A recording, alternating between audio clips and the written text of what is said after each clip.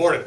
My name is Bernie Olivas, Executive Director of the Hyundai Sun Bowl. I'd like to welcome all the media here to the head coach's press conference. As you all know, this is getting close to game time, and both coaches have to get to practice. So the way we're going to do this, we're going to have a coach make a statement, answer questions. There will be no one-on-ones afterwards. You can catch them in practice later on. But as far as this conference in the morning, we'll have coach make a statement, answer questions, and then we'll have the other coach do the same thing, and we'll get them off to practice. At first, I'd like to start with Coach of Notre Dame, Mr. Brian Kelly. If you'd like to make a statement. I don't know, do we need the mic? No, I'm good. I just can't see you over there, so I'm speaking to you as well. Okay. Good morning, everyone. You know, for us at the University of Notre Dame, we're certainly humbled to be here at the Sun Bowl. You know, there was a time when, you know, obviously we were in a position where, you know, a bowl game was not a certainty for us, and to have the opportunity to be here in El Paso, I can tell you that our entire football team, everybody that has traveled with us, has really enjoyed the experience thus far. We're into our second day of practice today. I'll give you a little bit better feel for where we are after today's practice. But again, from our standpoint, we're excited about the matchup against the University of Miami. Two teams that have got great traditions, but also want to look towards the future as well. And I think you'll see that in both football teams playing very competitive games. So again, from our standpoint at the University of Notre Dame, we're really excited to be here and play a great program like the University of Miami. So I'll turn it over to Bernie. Entertain any questions to Coach Kelly at this time. Coach, a fill-in-the-blank question. If we don't avoid blank, Miami will win, or if we don't do blank, Miami will win. How would you fill that blank in? Well, I think there's probably two things, because yeah, it works on both sides. You know, number one, we have to be able to protect Tommy, and that's absolutely crucial. We can't put this game in a situation where he's got to go out as a freshman and decide the outcome.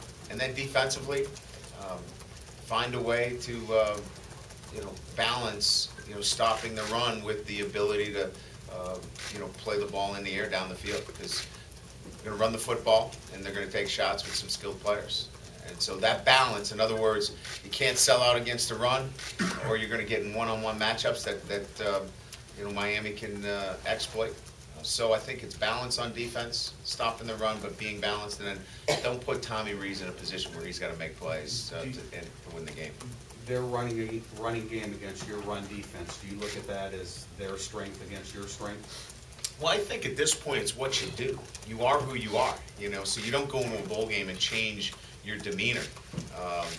You know, Miami has shown the ability to be a very effective running the football. They play a number of backs, well-coached football team. So clearly that's who they are as a personality, and I don't think you depart from that when you go into a bowl game. For another fill in the blank, fill in the blanks on what happened to Duvall, or just stuck in a snowdrift in New Jersey or something? I would run with that one. That sounds good to me. I'd like to stick him in a snowdrift in New Jersey. No, personal reasons is the reason why he's not here. We're kind of hearing conflicting things. Will he be here? Will he show up here? I would not know as to whether he shows up in El Paso or not. You know, if he has plans, he's made them on his own. But he's not part of our official travel party. What's the next step for Manti? We like to ascribe this sort of leadership mantle to middle linebackers all the time. He's only a sophomore. He seems like he's been here a million years, but what's the next step for him going into next year? I think it's off the field. You know, I think it's continually leading and learning how to lead.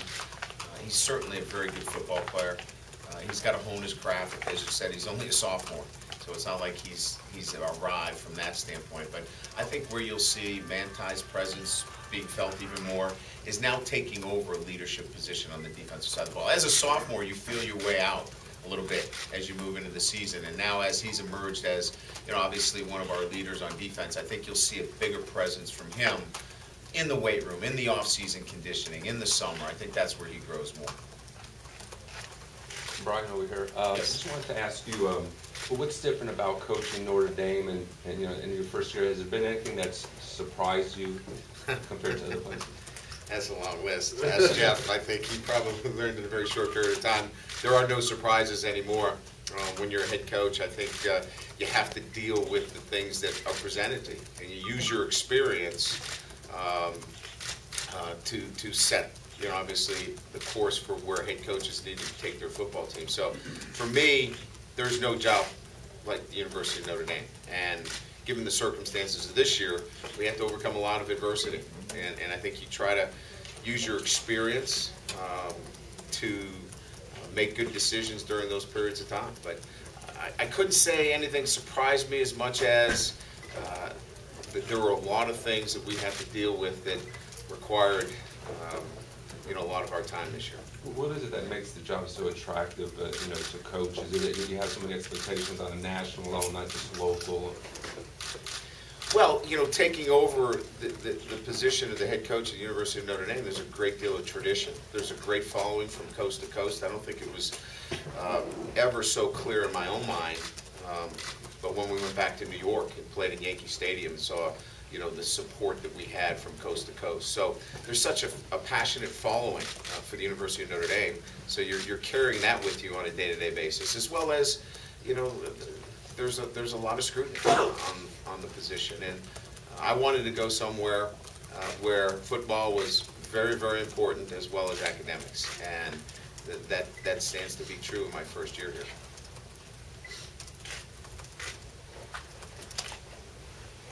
A question about Michael Floyd for our absent South Bend Tribune writer who's banged up. Carrying the load once again, Brian. He told me to say that it could say it was lame questions from Eric, so. You're covered. If this is Mike's last game, how do you think he'll be remembered, and kind of along the same lines as Manti? If he does come back, where does he go from here? Well, you know, these decisions that are made relative to whether they come back or not, I really don't spend much time on it. I look at the present, and in the present, Michael Floyd is somebody that impacted our entire football team. And he impacted it by the way he worked every day in practice. He set a standard from my perspective of how you want champions to practice and prepare. Great work ethic, great with understanding what it takes to be a great player, and you see that in practice. So if he does decide that it's in his best interest to move on to the NFL, whether I agree or not is really immaterial. What he leaves is a standard of what I can point to moving forward. That's how you prepare. That's how you practice. Look at Michael Floyd. Coach? Yes. Notre Dame has won 3 in a row. UM has lost its last 2. When I asked Coach Dowling this, how does this game serve as a bridge to next season? Well, I think anytime that you take, 2 weeks to practice, you're always, thinking about the preparation for the opponent. But you also have an eye towards the future. I think it's like anything else. You're going to live in the present, but you always have an eye towards the future. So this clearly, for both teams, there's 2011 out there as well, as you look at this football team. So we want to win the football game. So the most important thing is the right now, the present. But in the evaluation process over the past couple of weeks, you're also looking at those guys that are going to impact your team in 2011. Thanks. If you lose this game, do you feel like it kind of negates what you were able to do these last 3 seasons, the momentum that you built up? No, I don't think it wipes clean the slate relative to what we did in the month of November.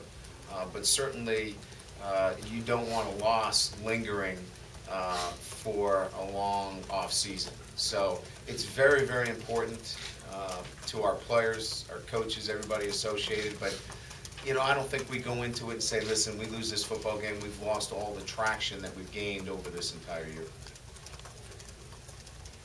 Thank you very much. At this time, I'd like to present